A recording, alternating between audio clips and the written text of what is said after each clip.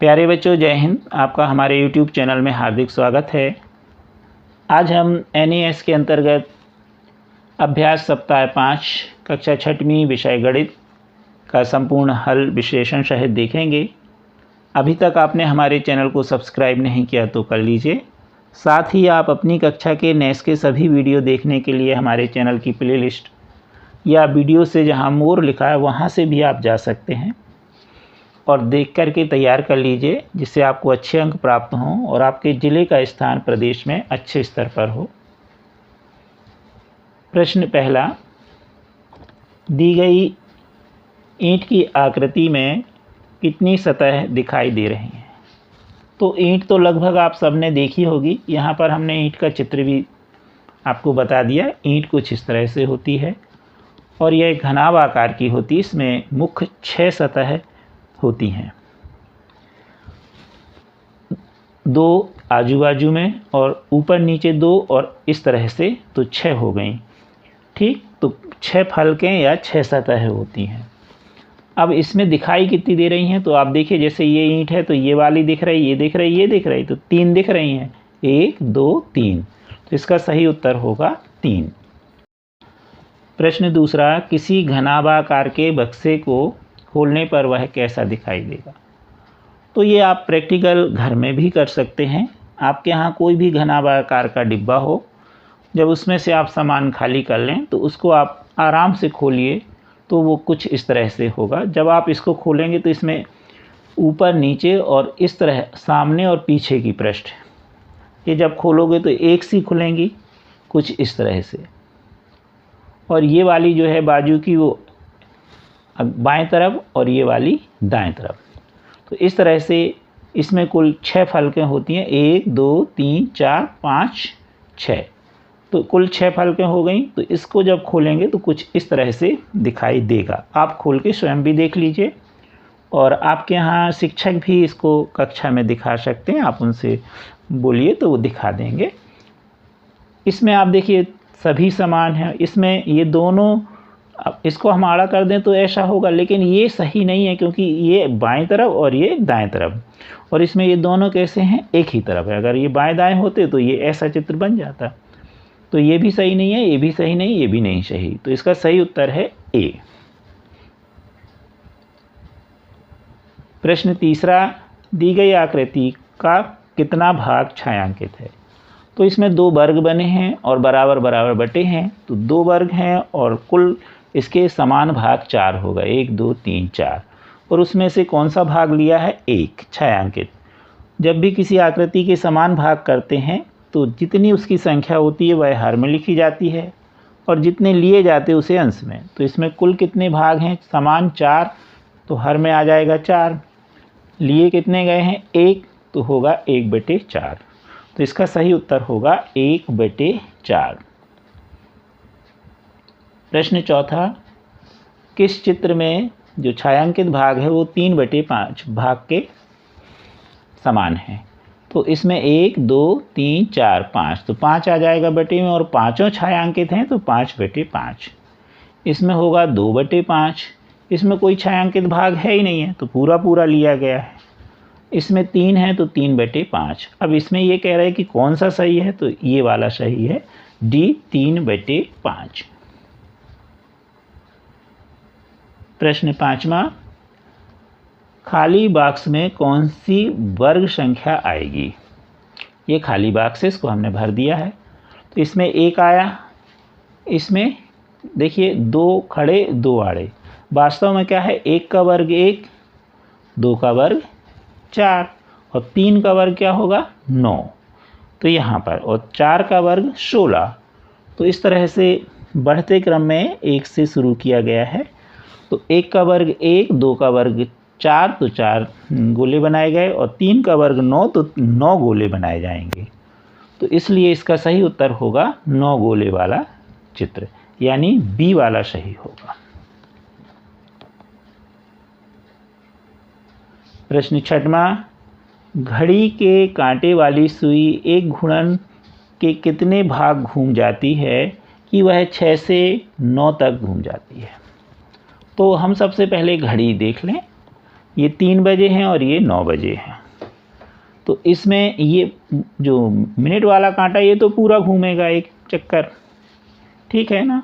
तो ये क्या कर रहा है, हमें तो छोटे वाले कांटे को देखना है, बड़े वाले को नहीं, क्योंकि ये एक चक्कर घूमेगा तो 3 से 4 बजेंगे, फिर एक घूमेगा तो 5, इस तरह। हमें तो छोटे कांटे को देखना है कि ये पहले कहाँ था और अब कहाँ पहुँच गया। तो ध्यान से देखिए, 3 बजे छोटा कांटा जो है 3 पर है और 9 बजे कहाँ आ गया, 9 पर, यानी ये यहाँ से इस तरह से घूमा।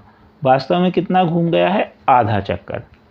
तो आधे को बोलते 1/2, पूरे चक्कर को बोलते 1। और अगर वो मान लीजिए 3 से 6 तक होता तो कितना भाग घूमता वो, चौथाई भाग, तो 1/4। और यहाँ से ये यहाँ तक घूम गया, मतलब कितना घूम गया है, आधा। इस तरह इस चित्र में देखिए आप, ये हमने आधा कर दिया तो आधा घूम गया है। तो इसका सही उत्तर होगा बी, 1/2। प्रश्न 7वां, यदि हम ऋण 3 के दाईं ओर 4 कदम चलें तो हमें कौन सी संख्या प्राप्त होगी। तो हम यहाँ पर देख लें, पहले संख्या रेखा देख लें। तो संख्या रेखा में बीच में 0 होता है और दाहिनी तरफ धनात्मक संख्याएं होती हैं, 1 2 3 4 5 6 7 डैश डैश डैश, और बाईं तरफ ऋणात्मक संख्याएं। इस तरह संख्या रेखा होती है, आप जानते हैं।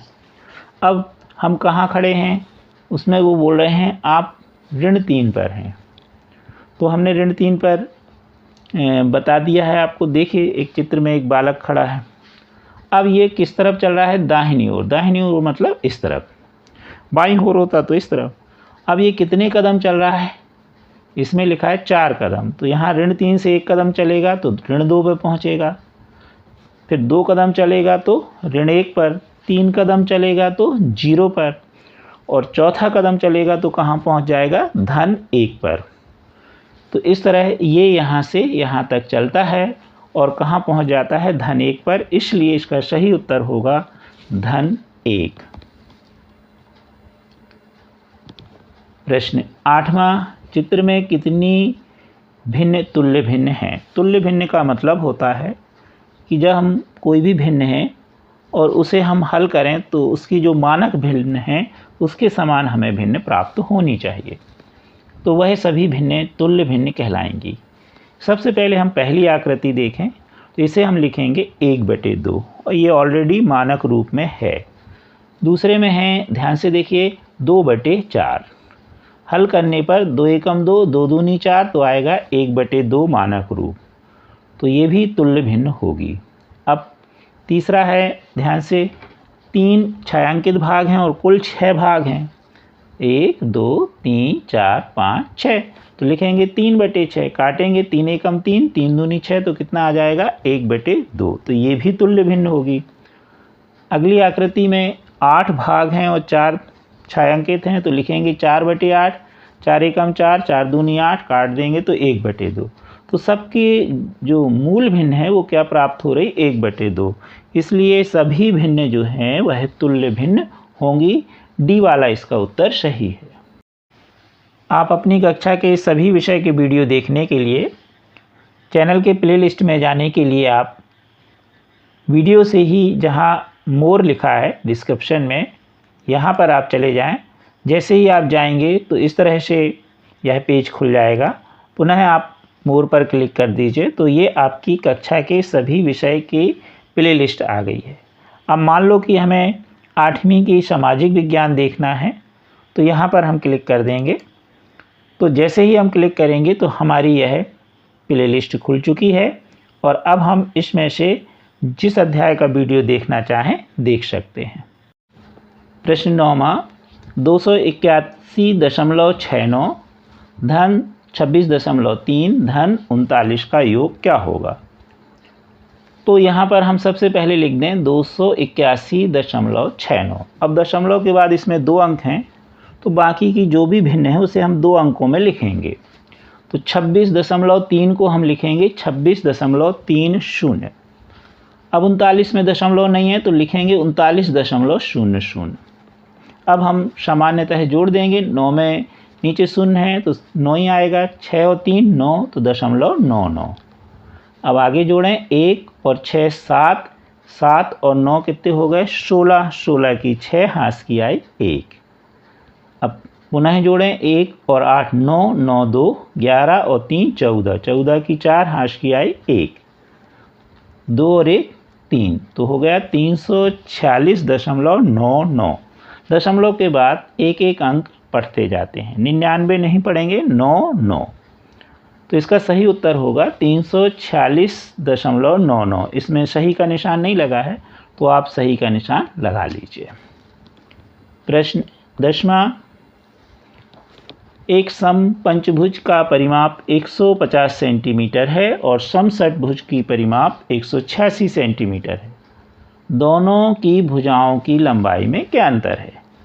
तो समपंचभुज समषटभुज, इसके पहले वाले जो अभ्यास प्रश्न है उसमें हमने डिटेल में आपको समझा दिया। एक बार पुनः देख लीजिए। समपंचभुज का मतलब है जिसकी सभी भुजाएं कैसी हों, समान। 5 भुजाएं हों और पांचों भुजाएं समान हों तो होगा समपंचभुज। और समषटभुज क्या कहलाया? जिसमें 6 भुजाएं हों और सभी भुजाएं कैसी हों, समान हों। वास्तव में समबहुभुज की परिभाषा है कि सभी भुजाएं समान हों और सभी कोण समान हों। अब यहाँ पर हम भुजा निकालें तो समपंचभुज की भुजा, क्योंकि परिमाप कितनी है 150 और भुजाओं की संख्या कितनी है 5, तो भाग कर देंगे तो आएगा 30। तो एक भुजा की लंबाई होगी 30। किसकी? समपंचभुज की। अब समषटभुज में हमें परिमाप कितनी दी है 186, सभी भुजाओं की माप, और भुजाएं कितनी हैं 6, 6 का भाग कर दीजिए तो आएगा 31। तो समषटभुज की भुजा हुई 31 सेंटीमीटर और पंचभुज की हुई 30 सेंटीमीटर। अब वो कह रहे अंतर, भुजाओं में अंतर, 30 और 31 में अंतर। तो 31 में से 30 को घटा दीजिए तो 1 आया, तो इसका सही उत्तर होगा 1 सेंटीमीटर। कृपया हमारे वीडियो को लाइक एवं शेयर अवश्य कीजिए तथा अभी तक आपने चैनल सब्सक्राइब नहीं किया तो कर लीजिए। Thank you.